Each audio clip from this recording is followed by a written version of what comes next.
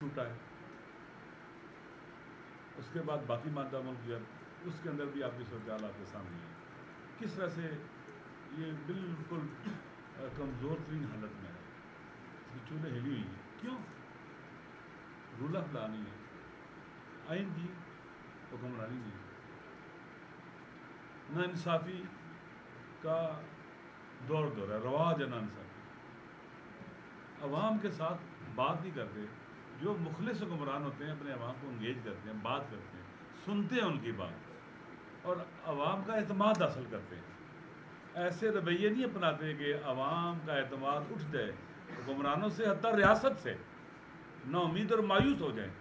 یہاں پہ دشمن فائدے اٹھاتا ہے، وہ دشمن پینیٹریٹ کرتا ہے، وہ گھس جاتا ہے. ایک گھر کے اندر بھی اگر والدین اپنے بچے سے محبت نہ کریں نا تو دوسروں کے قریب چلا جاتا ہے اور پھر وہ برباد تباہ ہو جاتے ہیں.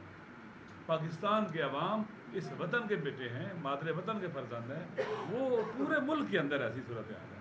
لہٰذا آپ نے ان مخصوص ان علاقوں کو جو مرجر والے علاقے ہیں اور کے پی کے اور بلوچستان کے علاقے بھی ہیں، آپ نے وار اگینسٹ ٹیرر کے اندر تباہ و برباد کیا. ان کی پورا جو سیٹ سسٹم سوشل سسٹم تھا وہ تباہ و برباد کر دیا. جب اپنے سوشل سسٹم جو موجود تھا صدیوں سے اس کو تباہ کر دیا، پھر آپ نے وہاں پر دہشت گردوں کے حوالے کر دیا اور تباہ بھی انہی کے ذریعے کیا. آج وہ لوگ امن چاہتے ہیں، وہ چاہتے ہیں ان کے بچے پڑھیں، وہ چاہتے ہیں کہ وہاں پر ترقی ہو، پیش رفت ہو. آپ نے وعدے کیے اس پورے ریجن کے ساتھ، جن کو مرجر کیا ادھر کریں گے، اوپر لے کے آئیں گے، لیکن آپ وعدہ کر کے بھول جاتے ہیں. یعنی آپ کی زبان کی قدر و قیمت ہی نہیں ہے. انسان جو جمع مرد ہوتے ہیں بات کہہ دیتے ہیں اس پر مر جاتے ہیں. پھر آپ کیسے حکمران ہیں؟ آپ کس طرح کے مقتدر لوگ ہیں کہ آپ کی بات کا کوئی اعتبار ہی نہ ہو؟ تو میرے خیال میں یہ پیچھے شکون نہیں ہے. میں اکثر یہ بات کہتا رہتا ہوں، ایسے جو کام کیے جا رہے ہیں جان بوجھ کر ہمیں ٹکڑوں میں بانٹا جا رہا ہے، تقسیم کیا جا رہا ہے تاکہ ہمیں قوم نہ بن سکے، نیشن بلڈنگ نہ ہو، تاکہ سوسائٹی اپنی سوشل پاور، اپنے حقوق کے لیے جو ضروری ہے اس کے لیے وہ کھو بیٹھے، کمزور معاشرہ ہو، ان کے گریبان نہ پکڑ سکے. وہ کہیں جی یہ چمن والوں کا مسئلہ ہے، یہ کرم والوں کا مسئلہ ہے، یہ باجوڑ والوں کا مسئلہ ہے، یہ فلاں کا مسئلہ ہے، یہ سرائکی کا مسئلہ ہے، یہ سندھی کا ہے، یہ پنجابی کا ہے، یہ فلاں علاقے کا ہے. نہیں، ہمیں ایک قوم بننے نہیں دے رہی ہے.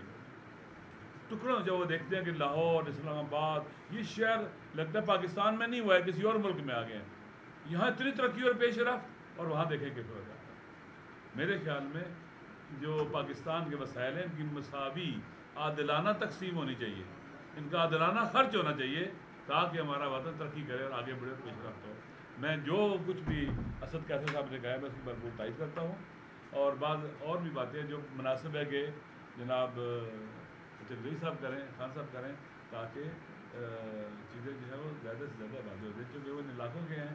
اور ان علاقوں میں ایک بات خالی کہنا چاہتا ہوں، ہمارے علاقے میں گیس نکلی گجر خان کے علاقے میں، سب سے پہلے وہاں کے لوگوں کو ملی.